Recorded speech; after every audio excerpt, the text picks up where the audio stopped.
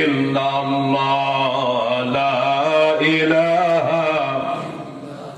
আমার ভাইরা, এই এমনি স্টেজ থেকে প্যান্ডেলের দূরত্ব বেশি, এরপরে আবার আপনারা দূর দূরান্তে যারা বসে আছেন মাঝখানে খালি জায়গা।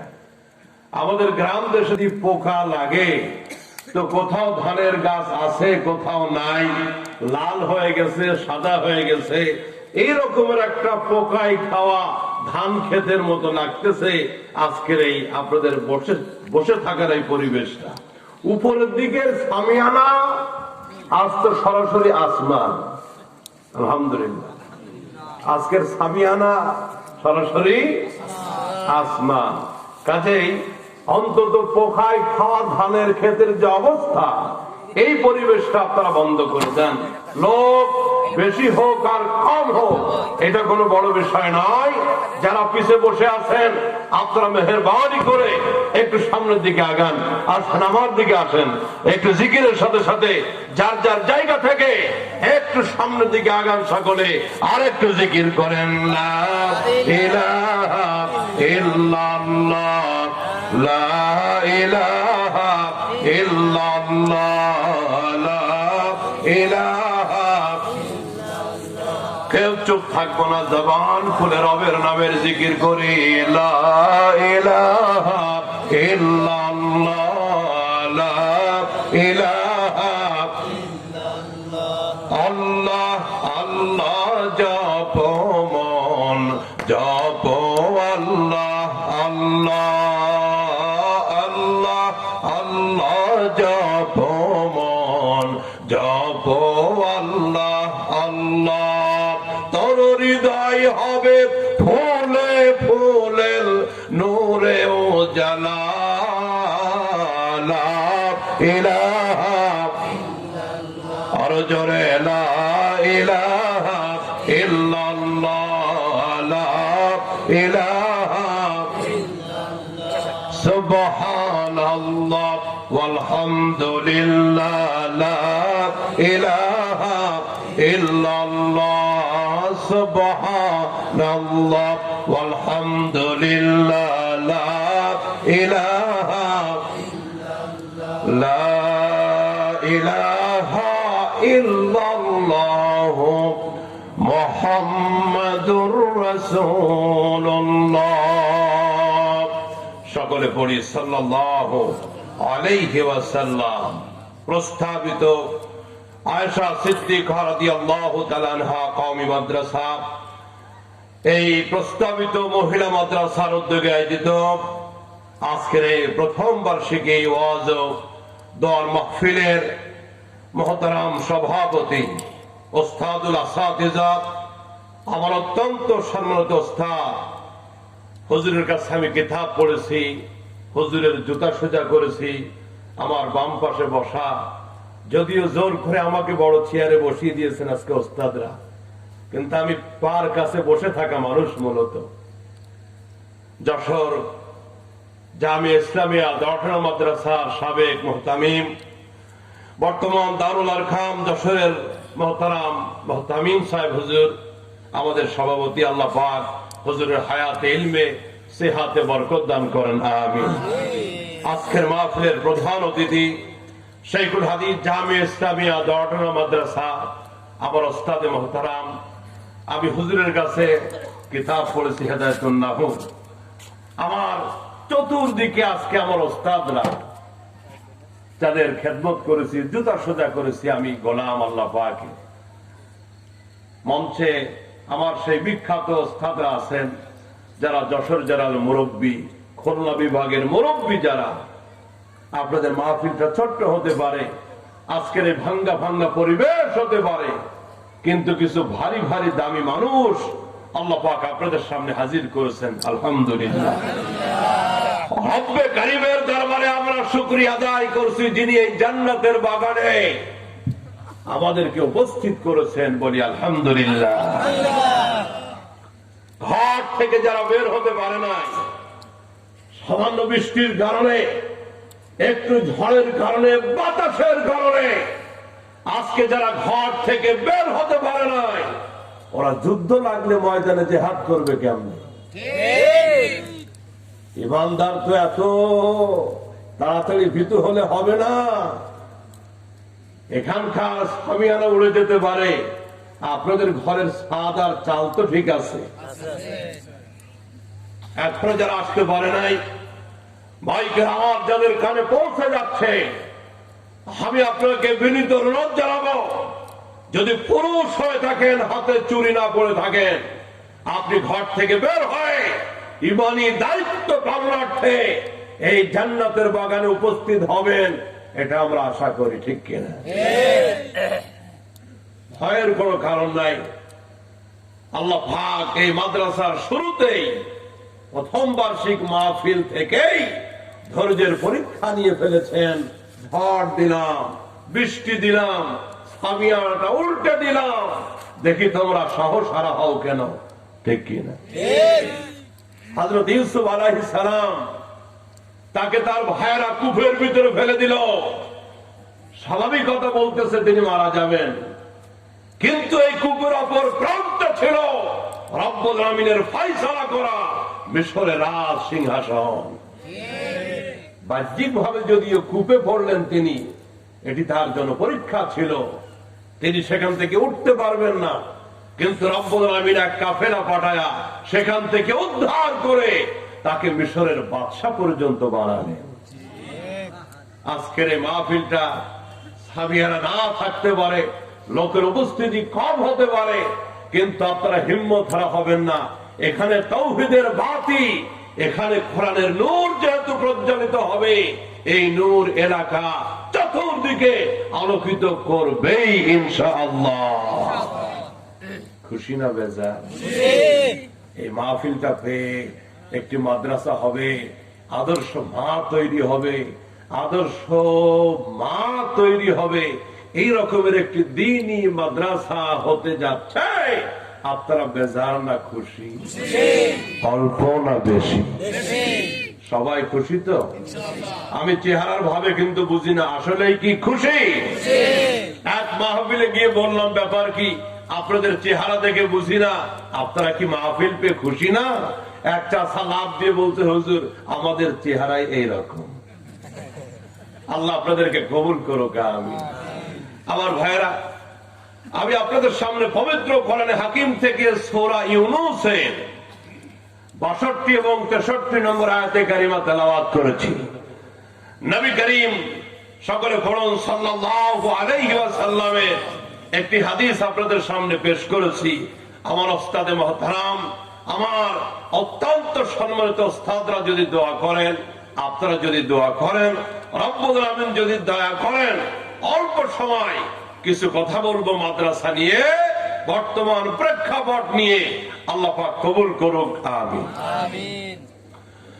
রব্বুল আমিন আমাদেরকে বলতেছেন, ভালো করে শোনো পৃথিবীর মানুষ, আলা ইন্না আউলিয়া আল্লাহি লা খাউফুন আলাইহিম ওয়া লা হুম ইয়াহজানুন। গোটা পৃথিবী শুনে রাখো, কিয়ামত পর্যন্ত গোটা পৃথিবী ভালো করে শুনে রাখো, আমার ওলি যারা হবে, যারা আমার সাথে বন্ধুত্বের সম্পর্ক করবে, ওদের আমেরিকায় ভয় থাকবে না, ইউরোপের ভয় থাকবে না, রাশিয়ার ভয় থাকবে না, এশিয়ার ভয় থাকবে না, ভারতের ভয় থাকবে না, পৃথিবীর কোন সুপার পাওয়ারের ভয় থাকবে না, পরাশক্তির ভয় থাকবে না, কোন ভয় তাদের করা লাগবে না, কোন চিন্তাও তারা করবে না, দুনিয়াতেও থাকবে না, পরকালেও থাকবে না, যারা আমার বন্ধু হতে পারবে। সুবহানাল্লাহ। আল্লাহর ওলি যারা হতে পারবে, এই পৃথিবীতে তাদের কোনো ভয় নাই, তারা চিন্তিত হবে না। বলতেছেন কে? আল্লাহ বলতেছেন। ভাইরা, আল্লাহ পাক যদি আমাদেরকে এই গ্যারান্টি দেন, রব্বুল আমিনের সান্ত্বনা, এই প্রতিশ্রুতি যদি আমাদেরকে দেন, তোমরা যদি আল্লাহর ওলি হতে পারো, বন্ধুত্ব যদি আল্লাহর সাথে করতে পারো, ভয়ের কোনো কারণ আসলেই কি আছে?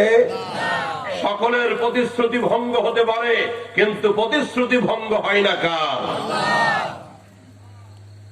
ভারতের সাবেক প্রধানমন্ত্রী রাজীব গান্ধী, তিনি যখন ক্ষমতায় আসলেন, তার চতুর্দিকের লোকেরা, তার সভাসদ ভক্তবৃন্দ, নেতারা, কর্মীরা চতুর্দিক থেকে তারা ভাই বানিয়ে দিল, আপনার কোনো ক্ষতি হতে দিব না, ডাইনে থেকে বামে থেকে চতুর্দিক থেকে আপনাকে হেফাজত করব, কেউ যেন একটা ফুলের টোকা আপনার গায়ে না লাগাইতে পারে। তারা চ্যালেঞ্জ করলো, আপনার কোনো ভয় নাই, নিরাপত্তা দিব আমরা। ক্ষমতা গ্রহণের কিছুদিন পরে রাজীব গান্ধী মঞ্চে বক্তব্য রাখতে গেলেন, শত্রুপক্ষ টাইম বোমা এই ফুলের তলার ভিতরে বোমা সেট করে রাখলো। বক্তব্য দিতে দিতে রাজীব গান্ধী বক্তব্য দিচ্ছেন, রাষ্ট্র হয়ে গেল ফুলের তলা, বোমার আঘাতে মঞ্চে তিনি লুটিয়ে পড়লেন। তার কর্মী বাহিনী, তার সেনাবাহিনী প্রতিশ্রুতি দিয়েছিল আপনার ভয়ের কোনো কারণ নাই, কিন্তু তারা তাদের প্রতিশ্রুতি রক্ষা করে নিরাপত্তা দিতে পারে। টাইটানিক জাহাজ, এই জাহাজের নাম আপনারা শুনেছেন, এক অট্টালিকা সম জাহাজ, টাইটানিক জাহাজ। আটলান্টিকের বুকে যখন টাইটানিক জাহাজটা ছেড়ে দেওয়া হলো, তার নাবি দম্ভ করে অহংকার করে বলেছিল, পৃথিবীর কোন শক্তি নাই জাহাজকে ডুবাইতে পারে, ভাঙতে পারে, নষ্ট করতে পারে। বলতে বলতে কথাও সে বলল, গোটা পৃথিবীর মুসলমানরা যাকে আল্লাহ বলে স্বীকার করে, সর্বশক্তিমান মনে করে, তিনিও এটা পারবেন না। নাউজুবিল্লাহ। আগামী বছর বলছেন, আওয়াজ দিয়ে বলেন আল্লাহ পাকের ক্ষমতা আছে না নাই? ফাআলুন লিমা ইউরিদ, যা ইচ্ছা তাই করতে পারেন কে? তারা হাজার হাজার যাত্রী নিয়ে জাহাজটা টাইটানিকটা আটলান্টিকের বুকে ছেড়ে দিল। কোন গর্কি লাগলো না, জলশ্বাস লাগলো না, ঝড় লাগলো না। ওই আটলান্টিকের বুকে চারটা বরফের খন্ডের সাথে আঘাত লেগে ওদের দম্ভ, ওদের অহংকার, পর্বত সম আটলান্টিক মহাসাগরের ভিতরে এই বিশাল টাইটানিক জাহাজটা পাথরের ধাক্কা লেগে খান খান হয়ে গেল, ভেঙে চৌচির হয়ে গেল।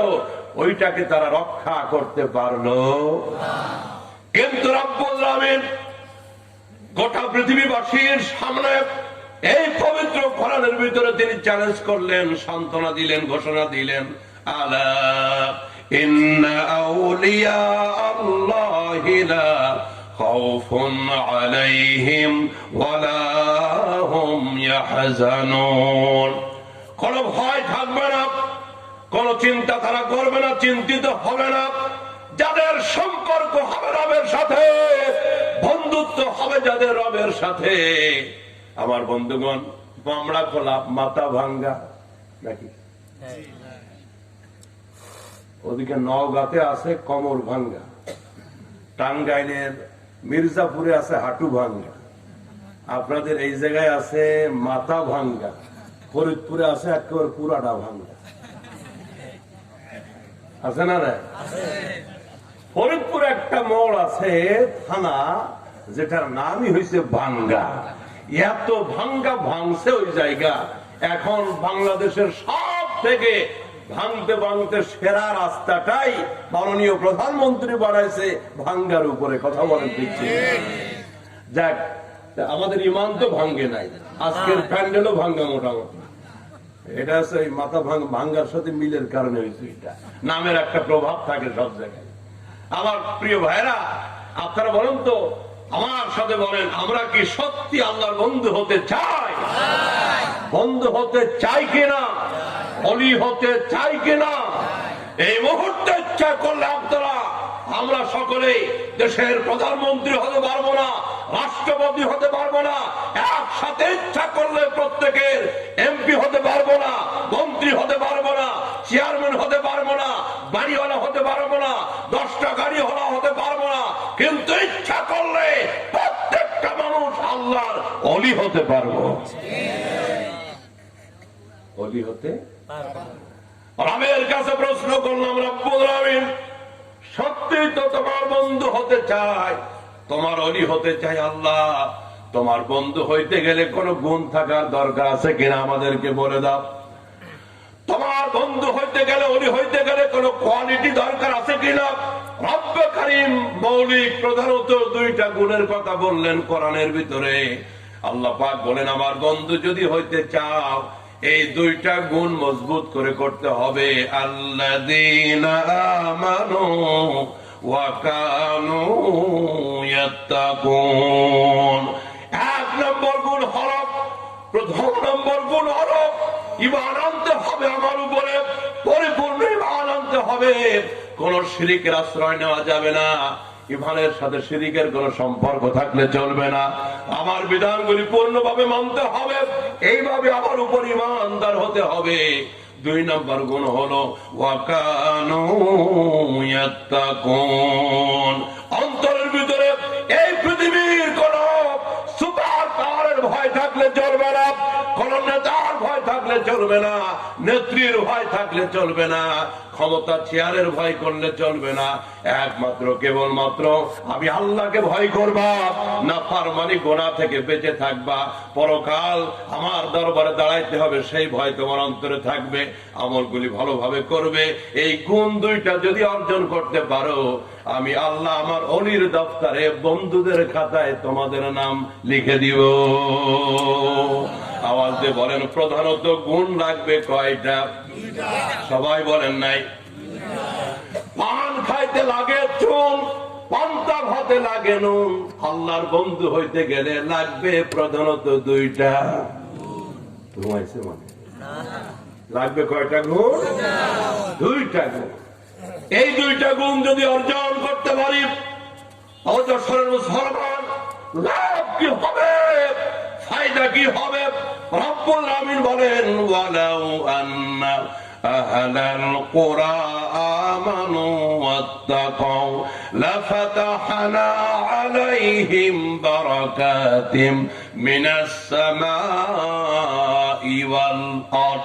রব্বুল আমিন বলেন, ঈমান এবং তাকওয়ার এই দুইটা গুণ যদি তোমরা অর্জন করতে পারো, এবং কোন এলাকা, কোন জনপদের লোক এই দুই গুণ যদি অর্জন করতে পারে, আমি আল্লাহ তাদের জন্য আকাশ এবং জমিনের বরকতের দরজা খুলে দিব। বরকতের মালিক কে? তাবারাকাল্লাযী বিয়াদিহিল মুলকু ওয়া হুয়া আলা কুল্লি শাইইন কাদির। অতীব বরকতময় সত্তা তিনি কে? এই জন্য বরকত তিনি দিবেন, হায়াতে বরকত তিনি দিবেন, রিজকে বরকত তিনি দিবেন, ইজ্জতে বরকত তিনি দিবেন, আমলে বরকত তিনি দিবেন, সুস্থতায় বরকত তিনি দিবেন, জমিনের ফসলে বরকত তিনি দিবেন। আপনারা বলেন তো, তিনি ছাড়া কি বরকতের মালিক কেউ আছে? এই জন্য রজব এবং শাবান মাস আসলে এই দোয়াটা আমরা বেশি বেশি করি, আল্লাহুম্মা বারিক লানা ফি রজব ওয়া শাবান ওয়া বাল্লিগনা রমাদান। অনেকে আমল করেন নাই, আমার সাথে বলেন আপনারা, আল্লাহুম্মা বারিক লানা ফি রজব ওয়া শাবান ওয়া বাল্লিগনা রমাদান। সকলে বলেন আমিন। তাহলে আল্লাহ পাক বলতেছেন, আমার সাথে সম্পর্ক যাদের হবে, বন্ধুত্বের সম্পর্ক, তাদের কোনো ভয়। আওয়াজ দিয়ে গলা আমারও ভাঙ্গা, হাঁটু ভাঙ্গা, পাজর ভাঙ্গা, মাথা ভাঙ্গা, ফরিদপুরের ভাঙ্গা, স্টেজ ভাঙ্গা, আমারও গলা ভাঙ্গা। আপনাদের গলা ঠিক আছে? কারণ আমার হলো ব্যাক রাত, আপনাদের খালি এক রাত। ঠিক আছে? এই জন্য আপনারা একটু আওয়াজ দিয়ে মেহরবানি করে, তাহলে আমার জন্য কথা বলতে সহজ হবে ইনশাআল্লাহ। সেই গতকাল মাহফিল করেছি যশোর, হাসিমপুর, এর আগের রাত্রে মাহফিল করেছি শেরপুর, জামালপুর, শেরপুর, আগামীকাল মানিকগঞ্জ, পরশু হলো টাঙ্গাইল, মধুপুর, এরপরে দিন কিশোরগঞ্জ, 16 তারিখ, 17 তারিখ খুলনা ডুমুরিয়া কলেজ মাঠ, 18 তারিখ যশোর ভেকুটিয়া বিমান বন্দর, 19 তারিখ আবার সেই ময়মনসিংহ। কাজে আমার গলা তো ভাঙবে, আপনার একটা আওয়াজ দিন ইনশাআল্লাহ। রব্বুল আমিন বলছেন, ভয়ের কোনো কারণ নাই, চিন্তার কোনো কারণ নাই, সম্পর্ক যদি কার সাথে থাকে। এই সামান্য পৃথিবীতে যদি কোন মেম্বার সাহেবের সাথে সম্পর্ক ভালো হয়, দেখবেন সম্পর্কের একটা গরম আছে। কথা বলেন ঠিক কিনা? যদি সম্পর্কটা চেয়ারম্যান সাহেবের সাথে হয়, গরম কি আরো কমে নাকি বাড়ে? দুর্বল কোন লোক টোক দেখলে বলে তোর একটা ফু দিয়ে আমেরিকায় পাঠায় দিব, বলে কি বলে না? মামলা খোলার ভাইরা, যশোর জেলার ভাইরা একসাথে বলবেন, ফু দিয়ে কি আসলে আমেরিকায় পাঠানো যাবে? মৃত্যু পর্যন্ত চেষ্টা করলো, ফু দিলে কি একটা লোম ছেড়া যাবে? কিন্তু দুর্বল কাউকে একটু সামনে পেয়ে সুযোগ পেয়ে ফু দিয়ে যে আমেরিকায় পাঠাইতে চাইলো, এইটা হলো ওই সম্পর্ক নেতার সম্পর্কের গরম। সম্পর্কটা যদি এমপি সাহেবের সাথে থাকে তাইলে কি গরম আরো কমে না বাড়ে? তাইলে তো আরে বল আমার নিরীহ আলেমদেরকে পাইলেও হুমকি দেয়, আসো খেলা হবে।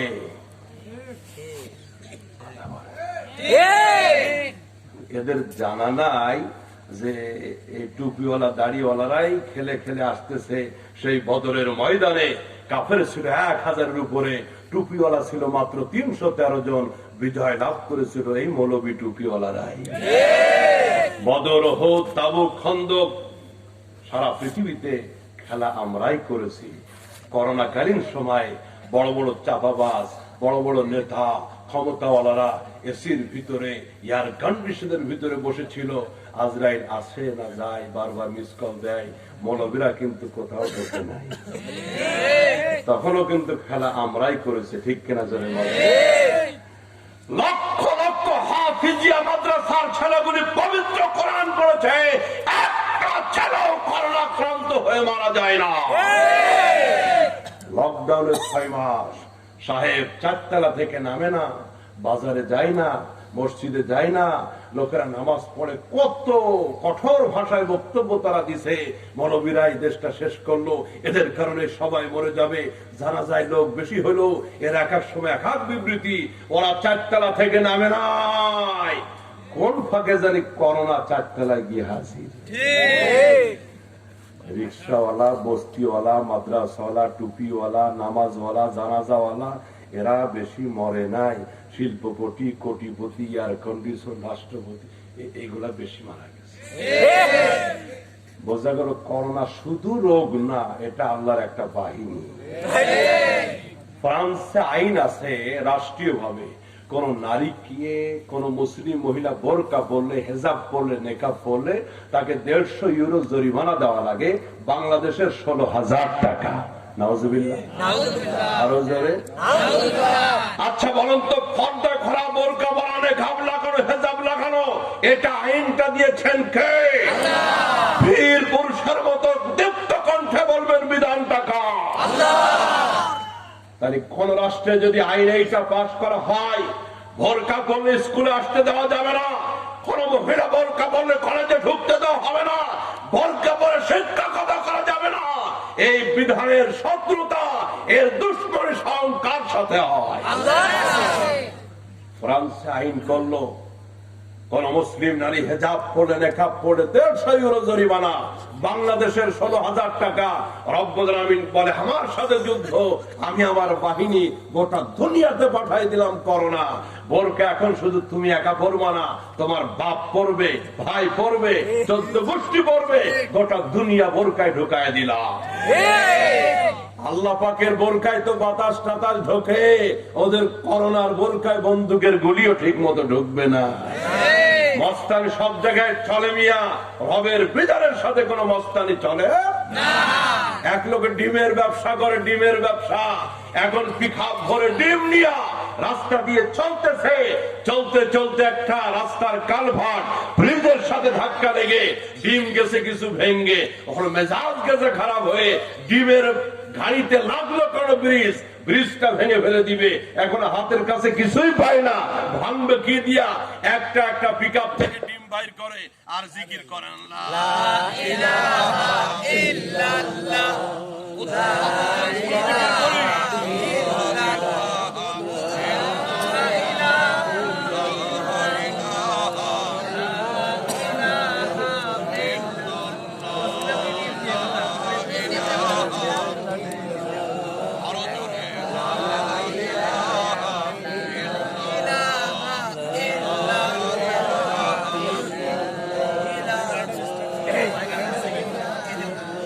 Hey!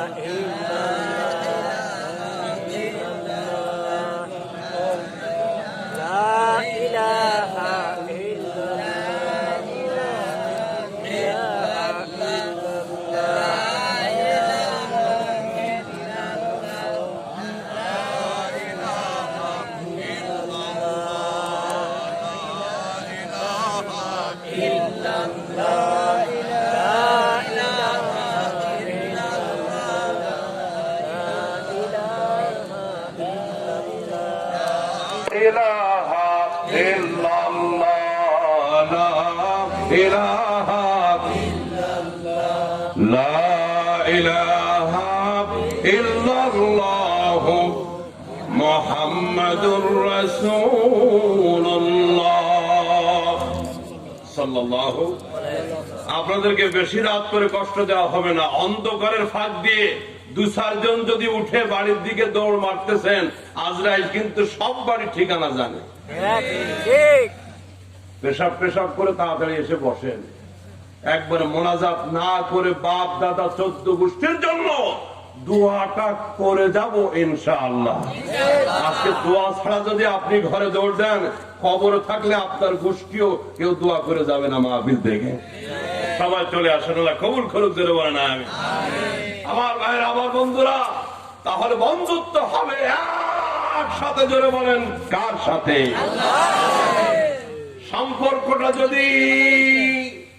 সম্পর্কটা যদি মন্ত্রী সাহেবের সাথে হয় তাহলে গরম আরো বাড়ে। একেবারে ডাইরেক্ট অ্যাকশন বলে ঘাড় মোটকে দিব। এই সমস্ত হুমকি ধামকি নতুন এখন না, চলতেছে একেবারে দিনের শুরু থেকে। কথা বলেন ঠিক কিনা? নমরুদ হুমকি দিয়েছিল ইব্রাহিম খলিলকে ঘাড় মোটকে দেওয়া হবে, মোটকে গেল কার? ফেরাউন হুমকি দিয়েছিল মূসা কালিমুল্লাহকে ঘাড় মোটকে দেওয়া হবে, মোটকে গেল কার? ইতিহাস আপনাদের সামনে। তাহলে অতীত ইতিহাস জানা থাকলে ভবিষ্যতে এত ওয়াজ করা লাগবে না। তাহলে বোঝা গেল উপরের সাথে সম্পর্ক থাকলে এই পৃথিবীতে তাদের ধরা ছোঁয়ার বাইরে, তাদের 7 খুন মাপ। কারণ সম্পর্ক উপরে সম্পর্ক। এই বিষয়কে আরো বোঝাবার জন্য ছোট্ট একটা গল্প বলে আমি মূল আলোচনায় যাব। মূল আলোচনা এখনো শুরু হয় নাই, মাত্র পাইলিং চলতেছে। পাইলিং 5 বিল্ডিং করার আগে নিচে আগে কি করে? পাইলিং করে। সুলতান মাহমুদ গজনবী সম্পর্কটা যদি উপরের সাথে থাকে তেমন টেনশন থাকে। সুলতান মাহমুদ গজনবী তিনি আফগানিস্তানের গজনীর বাদশাহ। রাতের বেলা ছদ্মবেশে মাঝে মাঝে বের হতেন রাতের পরিবেশটা কি রাষ্ট্রের দেখার জন্য। একদিন ছদ্মবেশে সুলতান মাহমুদ গজনবী তিনি বের হয়ে গেছেন। চলতে চলতে 6 রাস্তার কোনায় লক্ষ্য করলেন গাছের নিচেই অন্ধকারে বসে 4 জন ফিস করে 4-5টা লোক কিসের যেন সারা পরামর্শ করে। উনি কাছে গিয়ে দাঁড়ালেন, শুনতে চেষ্টা করলেন। ওদের কথাবার্তায় বুঝতে পারলেন এগুলি রহমতের ফেরেশতারা। 4টা চোর। 4 জন চোর। মতলব বেশি সুবিধা না। উনি কাছে গিয়ে দাঁড়ালেন, শোনার চেষ্টা করলেন। চোরের এক সদস্য দেখে ফেলেছে, দূর থেকে ডেকে বলছে, চাচা মিয়া আপনি আবার কে? উনি খুব হেকমতে জবাব দিলেন। উনি যদি বলেন আমি বাদশাহ সুলতান মাহমুদ, এরা সবগুলি দৌড় দিবে। উনি যদি বলেন আমিও চোর, এটা হবে মিথ্যা কথা। উনি একটা হেকমতের জবাব দিলেন। কিসের জবাব? হেকমতের জবাব বুঝেন তো? সৈয়দ শাহ আতাউল্লাহ বুখারীর কাছে এক নাস্তিক মার্কা পণ্ডিত এসে বলছে, হুজুর রমজান মাসে রোজা থেকে দুপুর বেলা কি খাইলে রোজা ভাঙবে না, এর একটা ফতোয়া আপনারা দেওয়াই লাগবে। এরকমের কোন খাওয়া কি যশোর জেলায় আছে? রমজান মাসে রোজা থেকে দুপুর বেলা খাইলে রোজা ভাঙে না, এরকম কিছু আছে নাকি? ওই নাস্তিকের টার্গেট হলো হুজুরকে আটকে দেওয়া হবে। উনি ছিলেন একজন বিখ্যাত পণ্ডিত ভারতবর্ষের। উনি বলতেছেন আছে রমজান মাসে দুপুর বেলা একটা খাওয়া আছে, খাওয়াইলে রোজা ভাঙ্গে না। বলে কি সেইটা? উনি কয় এই যে পায়ের জুতা খুলে তোরে 100টা জুতার পিঠা খাওয়াবো, রোজা কিন্তু ভাঙবে না। রোজা ভাঙবে? তো মাঝে মাঝে এরকমের হেকমতি জবাব আমাদের উপস্থিত থাকা দরকার আছে না নাই? হেকমতের জবাব সাইয়েদুনা আবু বকর সিদ্দিক রাদিয়াল্লাহু তাআলা আনহু রাসূলকে নিয়ে মক্কা ছেড়ে হিজরতের রাত মদিনায় রওনা দিয়েছে। মক্কার দুষ্ট কাফের মুশরিক গোলাম নবীজিকে খুঁজতেছে, পেলে মেরে ফেলে দিবে, হত্যা করবে। রাসূলকে আটকে রাখবে, জেলখানায় বন্দী করে দিবে, হিজরতের পথ বন্ধ করে দিবে, রাসূলকে মক্কা থেকে পা নাড়াইতে দিবে না। নবীজি চাদর মুড়ি দেন, সিদ্দিককে আকবরকে দেখে ওরা চিনে ফেলে দিল, ডেকে বলছে আবু বকর সিদ্দিক, সাথের লোকটাকে তোমার হযরত আবু বকর সিদ্দিক রাদিয়াল্লাহু তাআলা আনহু, তিনি যদি সত্য কথা বলে দেন তিনি পয়গম্বর, তিনি নবী, তিনি রাসূল, তাহলে রাসূলকে তারা মেরে ফেলে দিবে, হত্যা করবে, আটকে রাখবে। আবার মিথ্যা কথা বললো, এটা তো মিথ্যা গুনাহ হয়ে যাবে। সিদ্দিক আকবর মক্কার কাফেরদের প্রশ্নের জবাবে তিনি সুন্দর করে হিকমতের একটা জবাব দিলেন। তিনি বললেন হুয়া রাজুলুন লাযী ইয়াহদিনি, উনি এমন একজন ব্যক্তি যিনি আমাকে রাস্তা দেখান, আমাকে পথ দেখান। মক্কার কাফের মুশরিকরা তারা চিন্তা করলো মক্কার পথগুলি হয়তো সিদ্দিক ছিলেন, আবু বকর সিদ্দিক ঠিক মতো চিনে না, ওই লোক পথ দেখায়, রাস্তা দেখায়, কিন্তু আবু বকর সিদ্দিকের টার্গেট মক্কার রাস্তাঘাট অলিগলি দেখানো না। সিদ্দিক একবার জবাব দিলেন এইভাবে মনের নিয়ত নিয়া, উনি আমাকে জান্নাতের পথ দেখান, সিরাতে মুস্তাকিমের পথ দেখান, কারণ উনি নবী, উনি পয়গম্বর, উনি রাসূলুল্লাহ। চোরদের এক সর্দার বলছে চাচাবি আপনি আবার কে? উনি হিকমত করে জবাব দিলেন আমিও তোমাদের মতোই একজন। তোমাদের মতোই একজন। ওরা চিন্তা করলো আমাদের মতো একজন মানে আমরা চোর, চাচাও মনে হয়। আর উনি বুঝাইতে চাইলেন আমিও তোমাদের মতো একজন মানে আমিও তোমাদের মতো এই রাষ্ট্রের জনগণ, তোমরাও জনগণ, আমিও। কিন্তু ওরা বাদশাকে চোর ভাবলো, তার কারণ ওরা নিজেরাই কি আওয়াজ করে বলে নিজেরাই খেয়ে। আচ্ছা ভাইরা, আজকে গোটা পৃথিবীতে মুসলমানদের যারা জঙ্গি বলতেছে, গোটা পৃথিবীতে মুসলমানদেরকে সন্ত্রাসের তকমা লাগায়া যারা পৃথিবীতে সন্ত্রাসী প্রমাণ করতে চায়, ওরা হলো পৃথিবীর সব থেকে বড় সন্ত্রাস। ইরাক শেষ করেছে ওরা, আফগান শেষ করেছে ওরা, ফিলিস্তিন রক্তাক্ত করেছে ওরা, বার্মায় কচুকাটা করেছে ওরা, গোটা পৃথিবীতে সন্ত্রাস করতেছে ওরা। দোষ চাপায় মুসলমানদেরকে, কারণ ওরা হলো বড় সন্ত্রাস। সুলতান মাহমুদ জবাব দিলেন আমিও তোমাদের মতোই একজন, তোমরাও যেমন রাষ্ট্রের জনগণ, আমিও জনগণ। ওরা চিন্তা করছে উনি আমাদের মতো একজন, আমরাও চোর, উনিও। আলমারউ ইয়াকিসু আলা নাফসিহি, যে যেমন আন্দাজ ধারণাটা কেমন তেমন। তো উনি যখন বলছেন আমি তোমাদের মতো একজন, আমি তোমাদের মতো একজন, তো চোরের লিডার বলছে চাচামিয়া আপনি যেহেতু আমাদের মতোই একজন, তো আজকের চুরিটা আলাদা না করে আসেন আমরা চারজন, আপনি একজন, পাঁচজন মিলে দল বেঁধে চুরি করব। সুলতান মাহমুদ বলছে তাইলে বলো টার্গেট কোথায়, চুরি করবা কোথায়? ওরা বলছে আজকে চুরি হবে মহা চুরি, রাষ্ট্রের বাদশা সুলতান মাহমুদ গাজনবীর রাজ দরবারের চুরি। বাদশা কয় আমিও সাথে আছি, দেখবো বাপের বেটা কতদূর তোমরা যাইতে পারো। বাদশা সাথে আছে না নাই? ওনার বাড়িতেই তো চুরি করবে নাকি? চোরের লিডার বলছে কার কি যোগ্যতা বলো? যোগ্যতা সম্পূর্ণ চোর ছাড়া নেওয়া যাবে না। আমি গল্পটা বোঝাচ্ছি এক্সাম্পল, একটা বিষয় বোঝাবার জন্য, সেখানে নিয়ে যাবো ইনশাআল্লাহ। আমার ভাইরা, চোরের সর্দার বলছে ভালো যোগ্যতা সম্পূর্ণ চোর ছাড়া নেওয়া যাবে না। কার কি যোগ্যতা বলো? আজকে রাজ দরবারে চুরি হবে। এক চোরের সদস্য ডেকে বলতেছে মাননীয় স্পিকার লিডার, আমার যোগ্যতা হল নাকের ভিতরে, কোথাও চুরি করতে গেলে মাটির নিচে সিন্ধুকের ভিতরে কি লুকানো আছে, নাক দিয়ে ঘ্রাণ নিলে টের পায়, বের করতে পারি কোথায় কি আছে। আর একজন বলছে আমার যোগ্যতা কানের ভিতরে, চুরি করতে গেলে কুকুর যদি ডাকে কি বললো সব বুঝি। আর একজন বলছে আমার যোগ্যতা হাতের ভিতরে, দরজায় তালা দেওয়া থাকলে হাতের টাচ করতে দেরি হয়, তালা খুলতে দেরি হয়। এইরকমের চোর কি বাংলাদেশে আছে? আর কি বলে ভাবলি, এর থেকে বড় বড় শিয়ানা চোর বাংলাদেশে বড় বড় চেয়ারে বসে কলমের খোঁচা দিলেই রাষ্ট্রের কোটি কোটি টাকা লুটপাট করে। কথা বলেন ঠিক কিনা? আমার সম্মানিত ভাইরা, তাহলে রাষ্ট্র আইন উন্নত হয়েছে, জীবন সবকিছু উন্নত হয়েছে, শিক্ষা ব্যবস্থা উন্নত হয়েছে, চুরি ডাকাতিও উন্নত হয়েছে।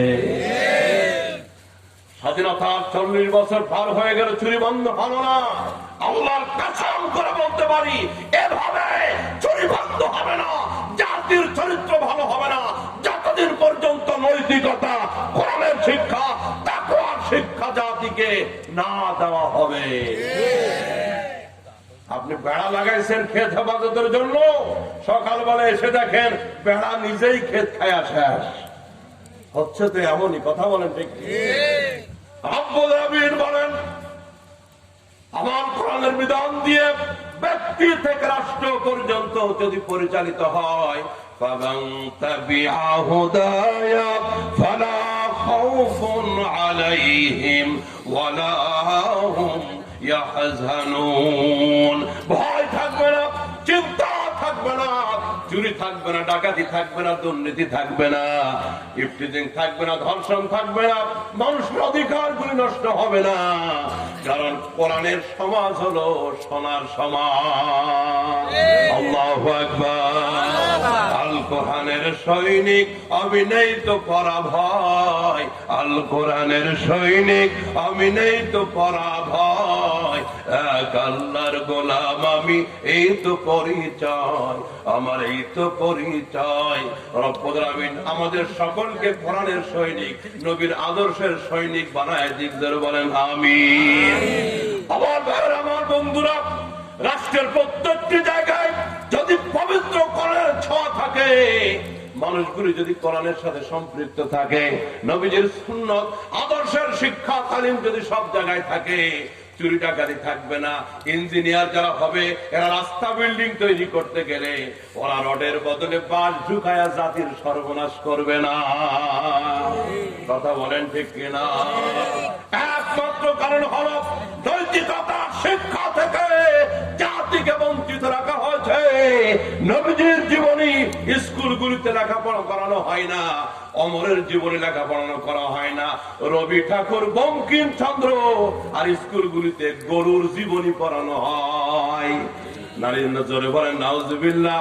এই জাতির চরিত্র কেমনে ভালো হবে ভাইয়েরা? আল্লাহ পাক কবুল করুক, এই জাতির উপরে কোরআনের নূর ঢেলে দিক, জোরে বলেন আমিন।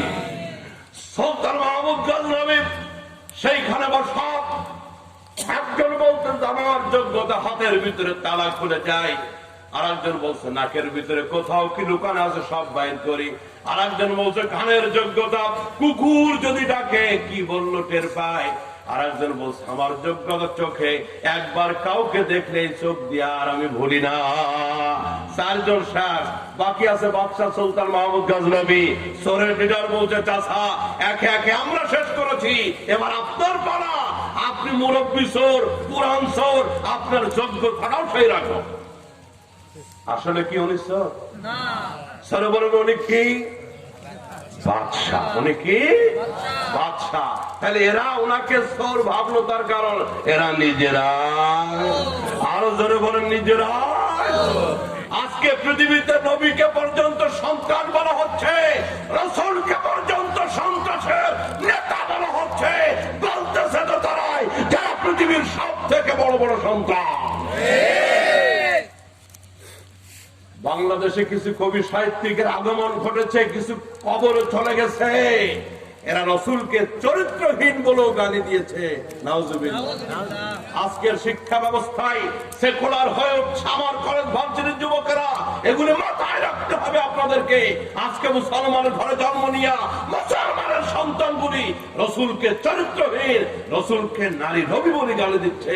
খোঁজ নিয়ে দেখা যাবে বড় বড় সাহিত্যিক, বুদ্ধিজীবী রসুলকে এই কথাগুলি বলতেছে, এদের নিজেদের কোন চরিত্রের বালাই না। কথা বলেন ঠিক কিনা? এই জন্য মাদ্রাসাগুলি একান্ত দরকার, ছেলে মাদ্রাসা দরকার, মহিলা মাদ্রাসা দরকার, তাহলে করে জাতির চরিত্র নষ্ট হয়ে যাবে, ইমান রক্ষা করা কষ্ট হয়ে যাবে। কথা বলতে হবে ঠিক কিনা? আমার সম্মানিত ভাইরা, এই কথাগুলি আপনারা মনে রাখেন। কথা তো অনেক, কথা বলার সময় কম। সুলতান মাহমুদ গজনবী একা আছেন, চোরের লিডার বলছে এবার আপনার পালা, আপনার যোগ্যতা কি?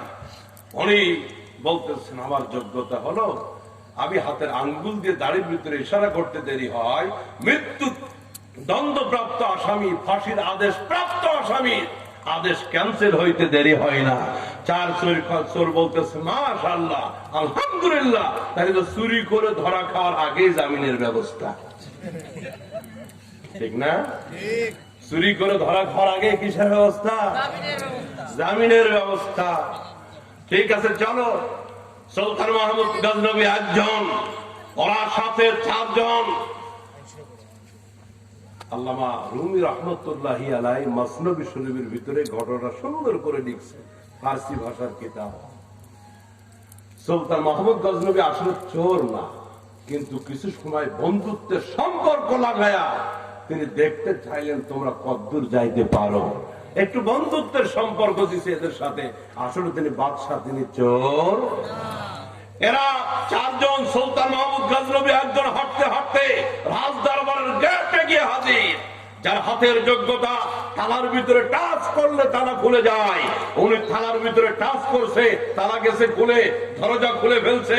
এই আওয়াজে কুকুর দিছে ডাক, কেউ কইয়া। সুরের নেতা, যার কানের যোগ্যতা, কুকুরের ভাষা বুঝতে পারে, তাকে ডাক দিয়ে বলছে বসিরউদ্দিন বলো তো কুকুর কি বললো। বসিরউদ্দিন বলছে সাহেব সুসংবাদ, ভয়ের কোনো কারণ নাই। কুকুর বলছে আজকের চুরি চালিয়ে যাও, টেনশনের কোনো কারণ নাই, বাড়ির মালিক সাথে আছে। বাড়ির মালিক সাথে আছে। আচ্ছা, চোরের সর্দার বলছে রাত বাজে 1টা 2টা, কুকুরের মাথা গেছে নষ্ট হয়ে। বাড়ির মালিক সুলতান মাহমুদ গজনবী, তিনি তো নাক ডেকে ঘুমাচ্ছে, তিনি আবার সাথে কেমনে? আপনারা বলেন তো, মালিক কি আসলে ঘুমায়? সাথে আছে না নাই? ইচ্ছা করলে ধরতে পারে, গ্রেফতার করতে পারে, রিমান্ডে নিতে পারে, শাস্তি দিতে পারে। সেই শক্তি, অধিকার, যোগ্যতা পাওয়ার বাদশার আছে না না? কিন্তু সুযোগ দিচ্ছেন, চুরি ছেড়ে দিলে চলে গেলে আমি কিছুই বলবো। মালিক কি আসলে ঘুমায় নাকি সাথে? মামলা খোলার ভাইরা এবার একটা আওয়াজ করে মুখটা ভরে বলবেন আমাদের মালিক কে? আরো জোরে বলেন কে? তিনি কি এখন আফগানিস্তানে, আমেরিকায়, পাকিস্তানে, শুধুই তার আরশে আজিমে? তিনি কি আমাদের সাথে তার কুদরত, তার ক্ষমতা নিয়ে আমাদের সাথে আছে না নাই? রব্বে কারীম পবিত্র কোরআনের ভিতরে বলেন অহুয়া মাকুম আইনা মা কুনতুম, যেখানে থাকো বান্দা, এই পৃথিবীর যে প্রান্তে থাকো না কেন, আকাশে থাকো, স্থলে থাকো, জঙ্গলে বনে থাকো, যেখানে থাকো না কেন, আমি আল্লাহ রাব্বুল আলামিন তুমি বান্দার সাথে আছি। আমার ক্ষমতা থেকে, আমার দৃষ্টির সীমা থেকে পালিয়ে যাওয়ার, হারিয়ে যাওয়ার কোন সুযোগ নাই। তুমি গোনা করো, এই পৃথিবীর মানুষগুলি দেখেন, আমি দেখি। তুমি অন্যায় করো, রাত পুলিশে দেখে না, আমি কিন্তু দেখি। পৃথিবীর রাতকে তুমি ফাঁকি দিতে পারো, কিন্তু তোমার রবকে ফাঁকি দেওয়া যাবে না। আল্লাহু আকবার জোরে বলেন। তাহলে মামলা খোলার বাইরে আমার নগদে তিনি শাস্তি দিতে পারেন, কিন্তু দেন না। মিথ্যা বলতেছি, চুরি ডাকাতি করতেছি, ভিতরে ভিতরে কত পাপ অপরাধ সমাজের লোকগুলি জানে না, বাড়ির স্ত্রী জানে না, বাপ মা সন্তানগুলি জানে না। কিন্তু রব্বুল আলামিন তিনি শুধু কাহার, জব্বার না, তিনি রহিম, তিনি রহমান। আল্লাহ পাক বলেন বান্দারে, আমি তোমার প্রত্যেকটা শাস্তি সমাজের ভিতরে দিতে পারি, আমি তোমার প্রত্যেকটা পাপের শাস্তি তোমার পরিবারের সামনে দিতে পারি, কিন্তু আমি গোপন রাখলাম বান্দা। আমি তাকিয়ে থাকি, শেষ রাতে সকলে যখন ঘুমায় যায়, তুমি আমার দরবারে ওযু করে যাই নামাজ বিছায়া 2 রাকাত নামাজ আদায় করে তুমি যদি 2 ফোঁটা চোখের পানি ছেড়ে দিয়া 2টা হাত তুলে আমার দরবারে কাঁদতে পারো, আর যদি বলতে পারো রব্বানা যালামনা আনফুসানা ওয়া ইল্লাম তাগফির লানা ওয়া তারহামনা লানাকুনান্না মিনাল খাসিরিন, এইভাবে আমাকে ডেকে ডেকে রাতের শেষ প্রহরে তুমি যদি 2 ফোঁটা চোখের পানি ছাড়তে পারো, আমি আল্লাহ 2 ফোঁটা চোখের পানি দিয়া 50 বছর 60 বছর জিন্দেগির গুনাহগুলি তোমার মাফ করে দিতে পারি। সুবহানাল্লাহ। আরো আস্তে একটু জোরে বলেন না সুবহানাল্লাহ। ডাকবো কারে? আরো জোরে, রব্বানা ইয়া রব্বানা, রব্বানা ইয়া রব্বানা, রব্বানা ইয়া রব্বানা, রব্বানা ইয়া। হাত তুলেছি তোমার কাছে, হাত তুলেছি তোমার কাছে, হাত ফিরিয়ে দিও না। রব্বানা ইয়া রব্বানা, রব্বানা ইয়া রব্বানা। আল্লাহ কি আমাদের কাছে আছে না বহু দূরে গেছে গা? আমার ভাইয়ের, আমার বন্ধুরা, তিনি কিন্তু ঘুমান না, গোটা পৃথিবী ঘুমায় যায়, রব্বুল আলামিন তিনি ঘুমান না। তিনি আমাদেরকে দেখতেছেন, তার কুদরতি সিসি ক্যামেরা আমাদের সাথে ফিট করা আছে। এই জন্য পাপ করি কেউ দেখে না, দেখে সেটাকে তিনি যদি সত্যি দেখেন, তাহলে এখন থেকে গোনা করার কোন সুযোগ আছে নাকি? আরো জোরে বলেন। এক অন্যায় করতে গেলে ছোট্ট একটা বাচ্চাকে দেখে আমরা ভয় পেয়ে যাই, লুকায় যায়। আল্লাহ যে দেখতেছে সেই অনুভূতি ভিতরে আসে। এই অনুভূতির নাম হলো তাকওয়া। এর নাম কি? তাকওয়া। সূরার লিডার বলছে, বেটা রাত বাজে 1:30 2টা, কুকুরের মাথা নষ্ট হয়ে গেছে, বাদশা তো ঘুমাচ্ছে।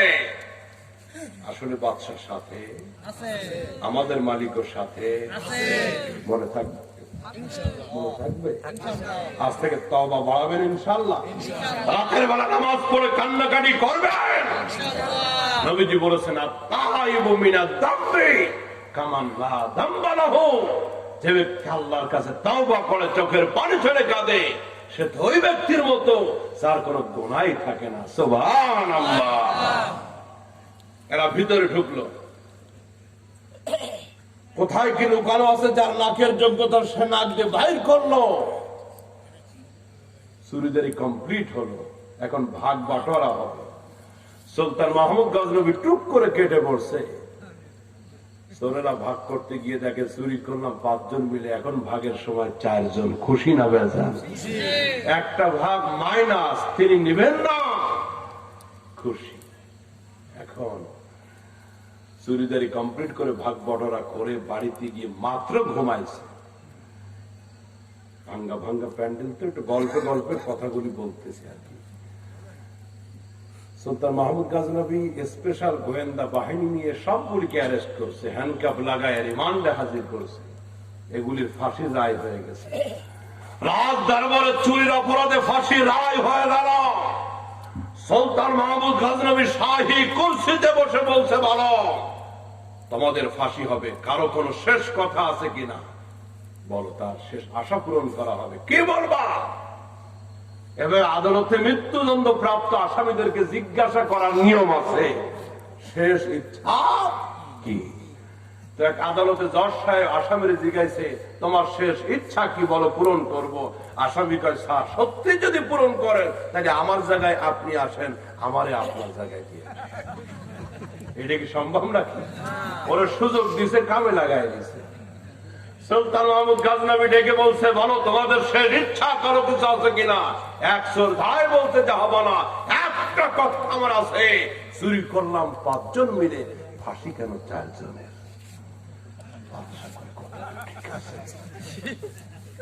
আর কেউ কিছু বলবা? আর একজন দাঁড়াইছে, বলতে জাপানা, চুরির আগে কার কি যোগ্যতা আছে আমরা একটু বলেছিলাম, ওয়াদা করেছিলাম কাজে লাগাবো। তো একজনের ছিল নাকে, একজনের কানে, আমার ছিল চোখে। এই চোখ দিয়ে একবার কাউকে দেখলে আমি ভুলি না। আমার চোখ প্রমাণ করছে চুরিতে আপনি নিজেও আছেন। চুরিতে আপনি নিজেও আছেন। বাদশা মনে মনে করে, কাম তো আর একদিকে যাইতেছে লাইন। আচ্ছা, আর কেউ কিছু বলবা? এবার এদিকে তাকান, আপনাদেরকে ছাও দেওয়া হবে না, ফ্যানের বাতাসও দেওয়া হবে না, আপনারা খালি এদিকে তাকান। আজকে জান্নাত দেওয়া হবে আপনাদেরকে। কার পক্ষ থেকে? এটা বড় পুরস্কার ইনশাআল্লাহ। এবার চোরের নেতা দাঁড়িয়ে বলতে যাবা না, চুরির সময় আপনি একটা যোগ্যতার কথা বলেছিলেন। আপনি বলেছিলেন আপনার হাতের ভিতরে যোগ্যতা আঙ্গুলে, এই আঙ্গুল দিয়ে দাড়ির ভিতরে ইশারা করলে ফাঁসির আসামির আদেশ পর্যন্ত ক্যান্সেল হয়ে যায়। ওয়াদা রক্ষা করা মুমিনের আলামত, ওয়াদা ভঙ্গ করা মুনাফিকের আলামত। আপনি প্রকৃত মুমিন যে এটা ওয়াদা রক্ষা করে প্রমাণ দেন। চোরেরা বাচ্চারে ওয়াজ করতেছে। সুলতান মাহমুদ গজনবী বড় দুশ্চিন্তার ভিতরে পড়ে গেলেন, কঠিন একটা পরিস্থিতির ভিতরে পড়ে গেলেন। গিলতেও পারেন না, বমিয়ে করতে পারেন না। আসলে তিনি তো চোর না, তিনি বাদশাহ। কিছু সময় তাদেরকে সঙ্গ দিয়েছিলেন বন্ধুত্বের সম্পর্কের মতো। সুলতান মাহমুদ গজনবী এবার তাদেরকে বলছে, ঠিক আছে, যদি তোমরা ওয়াদা করতে পারো চুরি করবা না, আর কোনদিন অন্যায় অপকর্ম করবা না, আমিও আমার ওয়াদা রক্ষা করবো, আমার আঙ্গুলের কারামতি দেখাবো। চার চোর বলছে, জাফরা, একটু বন্ধু যখন হয়েছিলেন, বন্ধুত্বের খাতিরে আপনি আমাদেরকে মাফ করে দেন। সুলতান মাহমুদ গজনবী ওরা চুরি ছাড়ার ওয়াদা করার পরে হাতের আঙ্গুল দিয়া দাড়ির ভিতরে ইশারা করে দিলেন। ফাঁসির আদেশ মওকুফ হয়ে গেল। ওরা চুরিদারি সব ছেড়ে দিয়ে তওবা করে জামানার আল্লাহওয়ালা হয়ে গেল। বাদশার সাথে বন্ধুত্বের কারণে, বাদশার সাথে সম্পর্কের কারণে ফাঁসি থেকে মুক্ত হলো, জীবন বাঁচলো, বিপদ কেটে গেল। ও বামরা খোলার ভাইয়েরা, রব্বুল আমিন বলেন, বন্ধুত্ব দুনিয়ার কোন বাদশার সাথে না, দুনিয়ার কোন মেম্বার, দুনিয়ার কোন চেয়ারম্যানের সাথে বন্ধুত্ব তোমাদের হবে না। আলা ইন্না আউলিয়া আল্লাহি লা খাউফুন আলাইহিম ولا هم يحزنون الذين آمنوا وكانوا يتقون। বন্ধুত্ব যদি আল্লাহর সাথে হয়, রবের সাথে সম্পর্ক যদি করতে পারি, বন্ধুত্বের অলির সম্পর্ক, রব্বুল আমিন বলেন, লাহুমুল বুশরা ফিল হায়াতিদ দুনিয়া ওয়া ফিল আখিরা। আমার বন্ধুদের জন্য এই দুনিয়াতে সুসংবাদ থাকবে, পবিত্র একটা জীবন দিব। মান আমিলা সালিহাম মিন যাকারিন আও উনসা ওয়া হুয়া মুমিন। এই পৃথিবীতে যারা নেক আমল করবে, ঈমান আনবে, তাকওয়া অবলম্বন করবে, রব্বুল আমিন বলেন, দুনিয়ার সুসংবাদ হলো এই পৃথিবীতে আমি আল্লাহ পবিত্র একটা সুখের জীবন তাদেরকে উপহার দিব। ঘুমাইছেন কারা কারা? সবাই জেগে আছেন? দুইটা হাত তুলে আমাকে দেখান, কারা কারা ঘুমিয়ে গেছেন? অনেকে হাত তুলে গেছিল, আল্লাহু আকবার, ঘুমাইছি হালকা। এই যে আমি আর 10 মিনিট কথা বলবো, আপনারা আমার দিকে একটু মনোযোগী হন। জেগে আছেন তো ইনশাআল্লাহ? আরে জাগনা হ্যায় তো জাগলো, আফলাক কি ছায়া তলে হাসর তক সোনা পড়েগা, কবর কি ছায়া তলে। কবরে ঘুমাবেন, জান্নাতে ঘুমাবেন। যতদিন পৃথিবীতে বেঁচে আছেন, রাসূলের জন্য, কোরআনের জন্য, ইসলামের জন্য, ইবাদতের জন্য জাগতে হবে, ঘুমানো যাবে না। রাজি আছেন তো মুসলমান? রাজি আছেন তো ইনশাআল্লাহ? কাফের বেঈমান খোসা দিয়ে দেখে মাঝে মাঝে, কোথাও বাবরি মসজিদ শহীদ করে পরীক্ষা করে, কোথাও মুসলমানদেরকে হত্যা করে, কোথাও সুইডেনে পবিত্র কোরআন আগুন দিয়ে পুড়িয়ে, কোথাও সেই ফ্রান্সে রাসূলের ব্যঙ্গ করে। ওরা পরীক্ষা করে মাঝে মাঝে পৃথিবীর মুসলমান জিন্দা আছে কিনা, এরা খোসা দিয়ে দিয়ে দেখে। জিন্দা আছি তো? এই যুবক ভাইরা কথা বলো, জিন্দা আছি তো? ইনশাআল্লাহ। এক মুরব্বী চাষামিয়া গ্রাম থেকে গেছে ঢাকা শহর দেখবে, ঘুরতে ঘুরতে চিড়িয়াখানায় হাজির, মিরপুর 2, আমার বাসার পাশে। আমার বাসাও ঢাকা মিরপুর 2। মিরপুর কত? 2। পিছনে লোক কিছু বলে না, 2। আবার সকালে প্যাঁচ লাগায় না, আমি 2 নাম্বার না, বাসা হলো ঢাকা মিরপুর 2 নাম্বার। কয় নাম্বার? 2 নাম্বার। এখন মুরব্বী চাষামিয়া ঘুরতে ঘুরতে চিড়িয়াখানায় চলে গেছে। ভল্লুক দেখছে, সাপ দেখছে, এরপরে হাতি দেখছে, কুমির দেখছে, গন্ডার দেখছে। পরিশেষে বাঘের খাঁচার কাছে গিয়ে হাজির। এখন বাঘের খাঁচার কাছে গিয়ে দেখে বাঘ ঘুমাচ্ছে। চাষা মনে করছে মরেই গেল কিনা, এতক্ষণ লাগে ওঠে না। মুরব্বী মানুষ, আগেলা যুগের মানুষ, বৃষ্টি হোক আর যাই হোক না হোক, বগলে একটা ছাতা রাখতো আগের মুরব্বীরা। কাঠের ডান্টির লম্বা ডান্টির ছাতা এখনো কারো কারো ঘরে খুঁজতে পাওয়া যায়। অনেক চিন্তা করলেন বেঁচে আছে নাকি মরে গেছে, পরীক্ষা করা দরকার। বাঘের খাসা রডের শিকের ফাঁক দিয়ে ছাতার ডান্টি ঢুকায়া বাঘরে মারছে একটা গুতা। যেই গুতা মারছে বাঘ হালকা চোখটা খুলে দেখে মুরব্বী ভাব, গ্রামের মানুষ সরল সোজা, যাক গুতা একটা মারছে মনে হয় না বুঝেই মারছে, আর ওঠে নাই নড়ে নাই কিচ্ছু করে নাই। চাচার মেজাজ আরো খারাপ হয়ে গেছে, জোরে একটা যেই গুতা মারছে বাঘ মাথাটা নাড়া দিয়া মুখটা হা করে খালি কইছে। এইভাবে একটা ডাক যে রয়্যাল বেঙ্গল টাইগারে মারছে, কোথায় ছাতা জুতা মোজা কোন দিক দিয়ে আইছে কোন দিক দিয়ে দৌড় দিছে ওনার আর কোন খবর টবর। আমি আপনাদেরকে বলতে চাই গোটা পৃথিবীতে একজন দুইজন নয়, পরে 200 কোটি মুসলমান। আল্লাহু আকবার, আল্লাহু আকবার। গোটা পৃথিবীতে হাফেজে কোরআনের সংখ্যা 5 কোটি পার হয়ে গেছে। আমরা একজন দুইজন নয়, দুর্বল নয়, মতাদর্শের দিক দিয়ে ভিন্ন কেউ হতে পারি, কেউ বিএনপি, কেউ আওয়ামী লীগ, কেউ জাতীয় পার্টি, কেউ জামাত ইসলাম, ধন্না ফলনা যা হতে পারি, আমরা এক হয়ে যাব যদি ইসলামের প্রশ্ন আসে। আচ্ছা একসাথে বলেন তো, হাতের আঙ্গুল 5টা লাগানা ফাঁকা? যারা বলেন না আবার বলেন লাগানা কি ফাঁকা? যতই ফাঁকা হোক না কেন আলু ভর্তা করার সময় কিন্তু। তাহলে বাংলার জমিনে হোক আর আন্তর্জাতিক প্রেক্ষাপটে হোক, যদি ওলামা ইকরাম আপনাদেরকে ডাক দেয়, যদি কোরআনের জন্য একত্রিত হওয়া লাগে, গোটা পৃথিবীতে যদি প্রতিবাদ করা লাগে, বাংলাদেশে যদি প্রতিবাদ করা লাগে, কে কোন দল সেটা দেখার দরকার নয়, ঐক্যবদ্ধ ভাবে হুঙ্কার দেওয়া লাগবে। কে কে তৈরি থাকবেন তো হাত তুলে দেখো। আল্লাহ কবুল করুন। একটু পরেই পরীক্ষা শুরু হবে, ইমানের এই তেজ আছে না নাই? ইনশাআল্লাহ। আমার ভাইরা, তাহলে আল্লাহর ওলি যারা হবে তারা নামাজ ছাড়তে পারবে, তারা রোজা ছাড়তে পারবে, তারা মেয়েদেরকে বেপরদায় রাস্তাঘাটে ছেড়ে দিতে পারবে। এবার আপনারা বলেন, মাথা ভাঙ্গা মামলা খোলায় মেয়েদের পর্দা পুরুষদের অবস্থা কি? ভালো না, মোটামুটি। একজন কইছেন নাই, আর এক এলাকায় কইছিল হুজুর পর্দা পুরুষিদা জানালা দরজা টেলিভিশনের পর্দা দাম ঠিক আছে।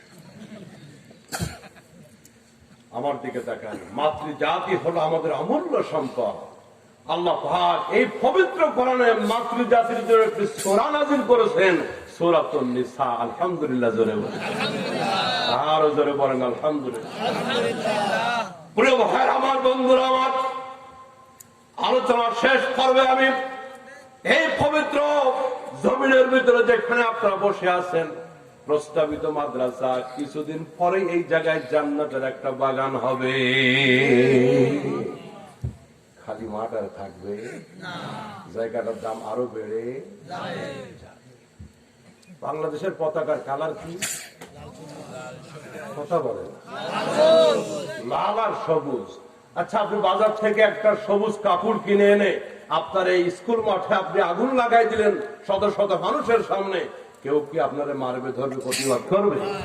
আপনার টাকায় কেনা কাপড়ে আপনি আগুন লাগাইছেন, এবার লাল কাপড়ে লাগাইছেন, তাও কি কেউ প্রতিবাদ করবে?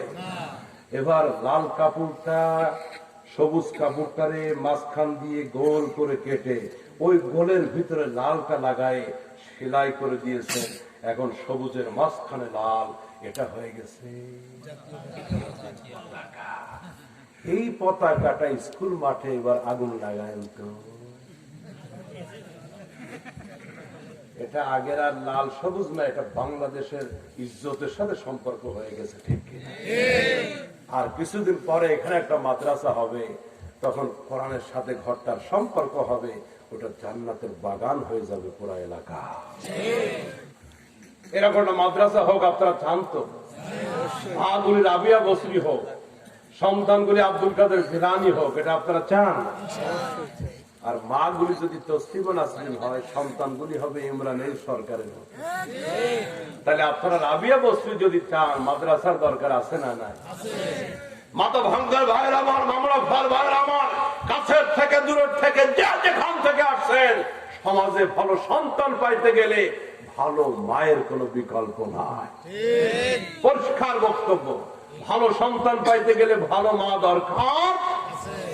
এই জন্য ভালো মা তৈরি হোক, এলাকার ভিতরে সন্তানগুলি ভালো হোক, আমাদের কলিজার টুকরা ছোট্ট ছোট্ট মেয়েগুলি আলেমা হোক, হাফেজা হোক, এখানে একটা দিনের প্রতিষ্ঠান হবে, কলিজাটা ভরে গেল।